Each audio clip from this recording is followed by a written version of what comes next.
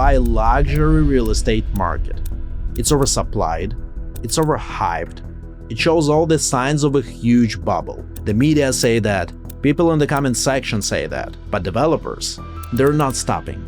They're launching more and more luxurious residential buildings. So the big question is the market really heading towards a catastrophe? In this video, I'll give you a data-backed answer, and I'll break down the trends for villas, penthouses, and branded projects. And first, we need to acknowledge one thing, one fact that the media is right about.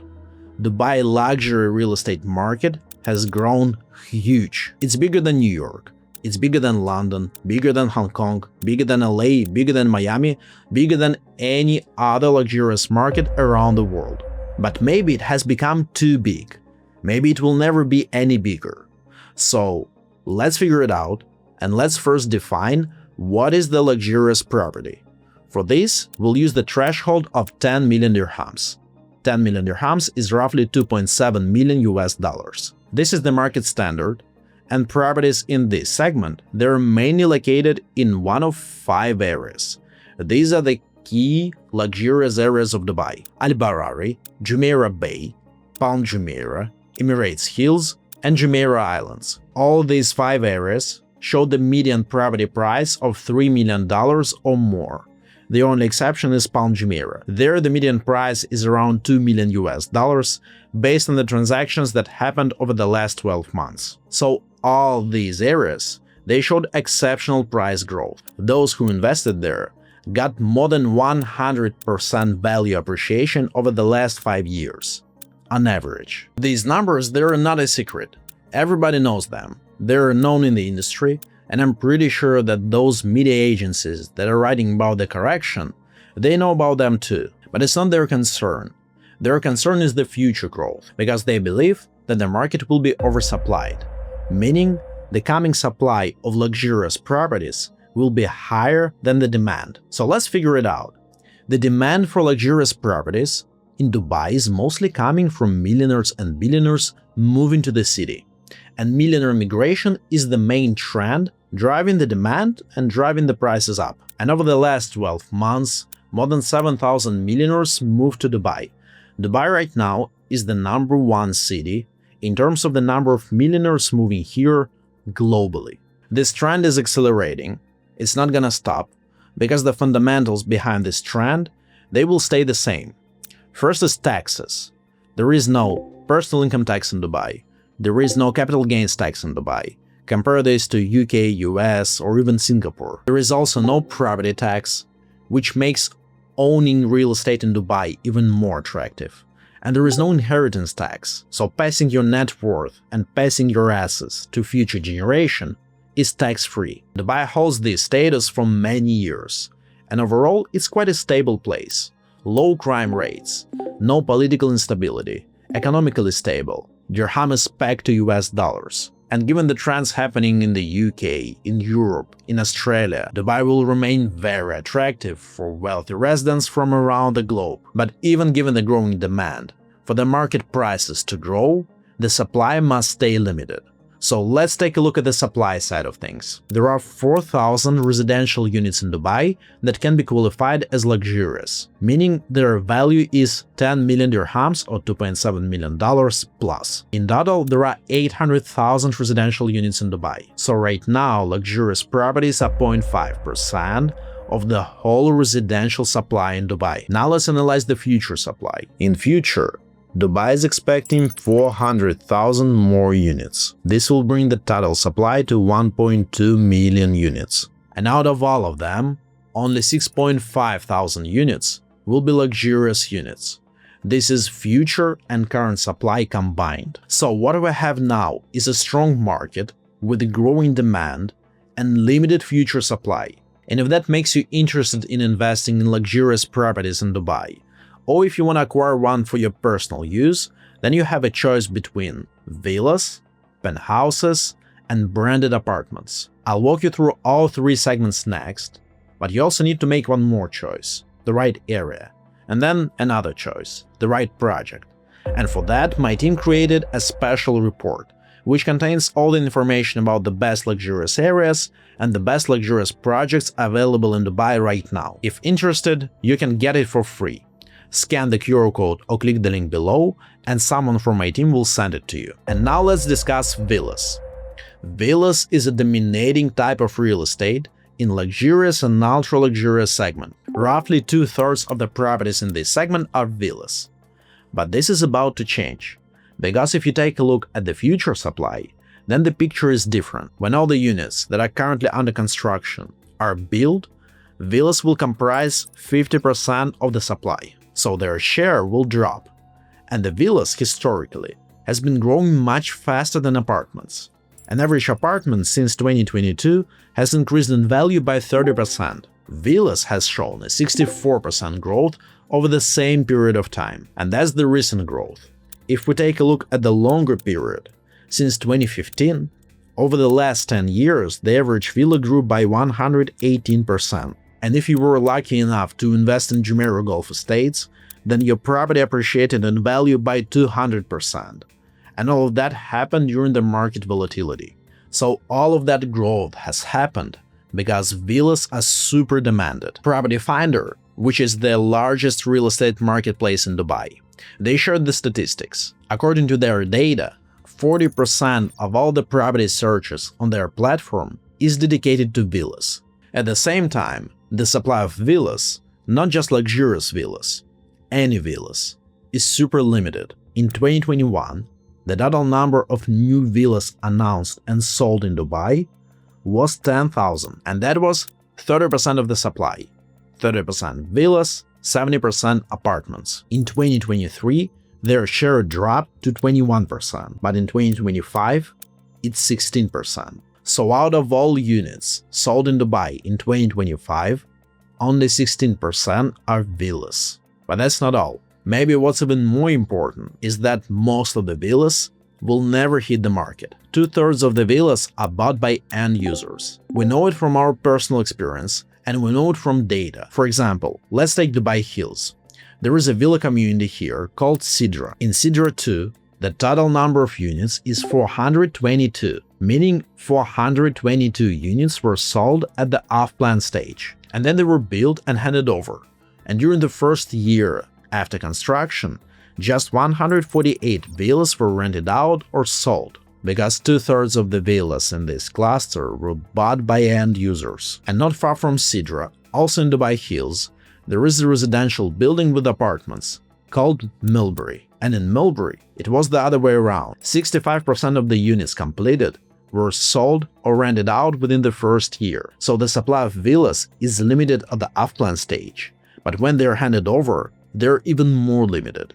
And this is the big factor why they're growing that fast. But there is a common belief that villas are not that great for renting out, and it seems to be true. Villas, on average, are rented out at less than 5% gross rental yield. The rental rates are roughly 5% of the market price, but we just discussed that they were growing super fast. So comparing current market rates with current market prices doesn't reflect the true returns that investors made by renting them out. Let me explain. Let's take Arabian Ranches 3.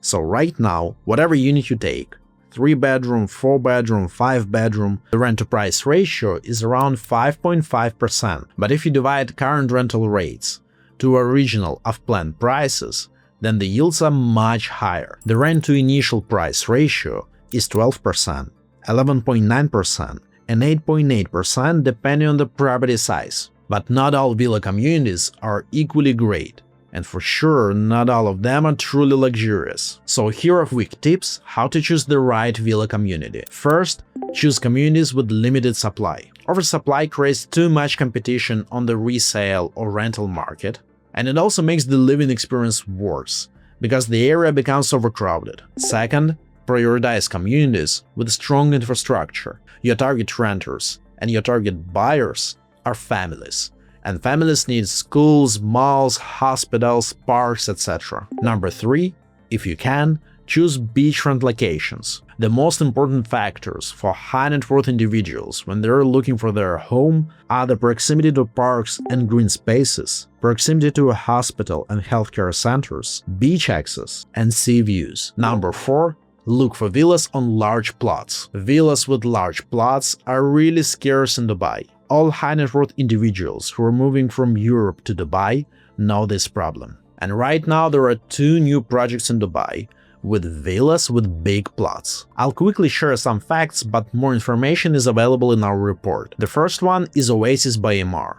It's a huge project by the main community builder in Dubai. Emaar is investing $20 billion there. The property sizes are pretty decent there. Many plots are 15,000 square feet plus. The large share of the area will be dedicated to parks and lagoons, and overall the density will be pretty low. They're building 7,000 villas per 100 million square feet. Just for comparison purposes, Damak Islands. There, Damak is building 15,000 units per 30 million square feet. Prices in Oasis are really attractive. They're roughly 50–60% lower compared to other properties in the similar level areas. And the community is still at the relatively early stage. Less than 50% is sold, so Emaar will raise prices with every new launch, and this will drive your property prices up too. Another exceptional project is Eden Hills by H&H. This is an ultra-luxurious developer.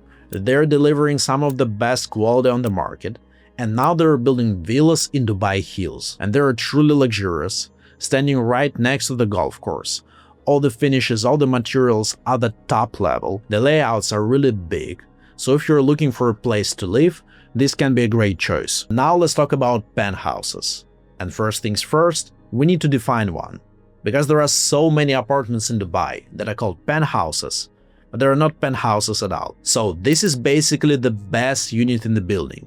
It should be significantly bigger than all the other units. It should be positioned on the higher floor and have the best views. And ideally, it should come with a large outdoor space, private terrace with private garden or private pool.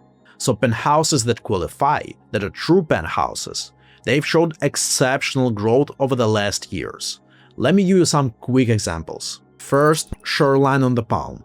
Since 2019 to 2024, the average apartment grew by 53%. The penthouse was resold with 147% premium over the same period of time. The average apartment in Creek residences have grown in value by 22% since 2018 to 2022. Over the same period of time, the penthouse has grown by 58%. Same trend in another building in Creek Harbor, Cove, 35% growth for an average apartment versus 76% growth for penthouse. Now downtown. Downtown Views 1. An average apartment has grown by 32% since 2021 to 2024, and the penthouse was resold with 65% premium over the same period of time. So this is a common trend. It happens everywhere. In every building, a true penthouse outperforms the average growth of apartments significantly. The most outrageous example is Blue Waters, where the price of a penthouse has increased by 4.6 times over 6 years. There was an upgrade in this case, but still the numbers are super high. So if you're looking to invest in a penthouse, there are several decent options available. One of them is Fairmont Salaura Tower in downtown. It's developed by Sol, a huge developer. They mostly acted as contractor for big developers, like Ellington for example. Now they're building a residential tower in collaboration with Fairmont Hotels. Given that downtown is a super developed area, there are almost no free plots left, and all the new buildings will be very demanded, especially by the high net worth individuals, and this project is targeted at them. This is a very strong opportunity. And now let's get to the final property type, branded residences. And unfortunately, many brand collaborations are not adding any value. They are mostly done for marketing purposes. They make the selling easier for developers. Collaborations with fashion brands, automotive brands, watch brands, they often add no value to end users. So if you're looking to invest for a branded residence, look for properties where the brand adds exceptional value for the end user, for the people who live there. And in most of the cases, such value is added by hotel brands. This changes the whole living experience. If the apartments are serviced, and serviced apartments, they really stand out. They're super demanded among affluent and high net worth individuals. And true, luxurious serviced apartments, they have a set of common characteristics. We made a checklist for you. First, strong hotel brand with proven hospitality standards, like Dorchester, Edition, Marriott, etc. Full 24/7 concierge, professional maintenance and engineering team on site, consistent hotel-grade cleaning, in-house room service or partner restaurant access, original design and furnishing, dining options that match the level of the brand, hotel-level amenities, and strong operator reputation to maintain the quality over the years. And there is one issue with serviced apartments.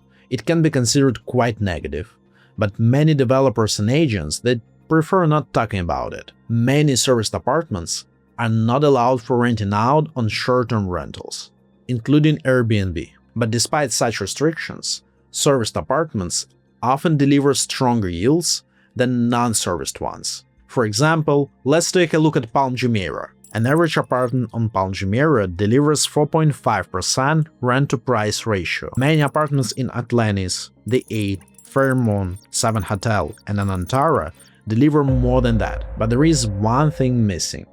The same thing that we discussed when we were talking about villas. Serviced apartments are growing faster than the market, so the rental rates should be calculated against not the current market rates, but the initial of planned prices. And if we take a look at the rent-to-initial price ratio for Atlantis the Royal, which is serviced, One at Palm, which is also serviced, and Serenia Residences, that is not serviced, then the difference in rent-to-initial price ratio is huge. Those who invested in Atlantis got 13.6% gross yield. Those who invested in One at Palm got 17% gross yield, and Serenia delivered just 8.4% yield. And now let me show you the graph with the growth.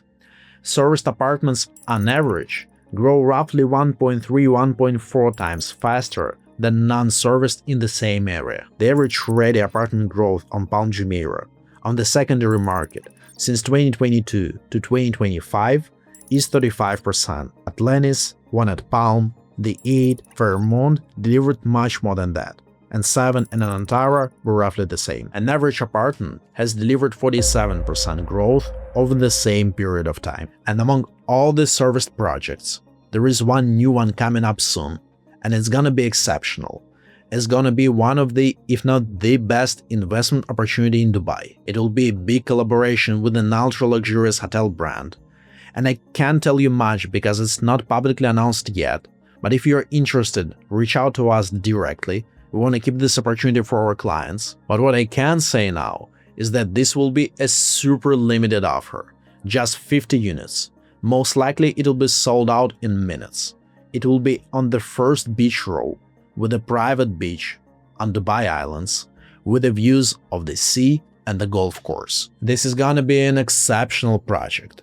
But unfortunately, not all projects are like that in Dubai. If you want to learn about the worst properties for different types of investors, check out this video.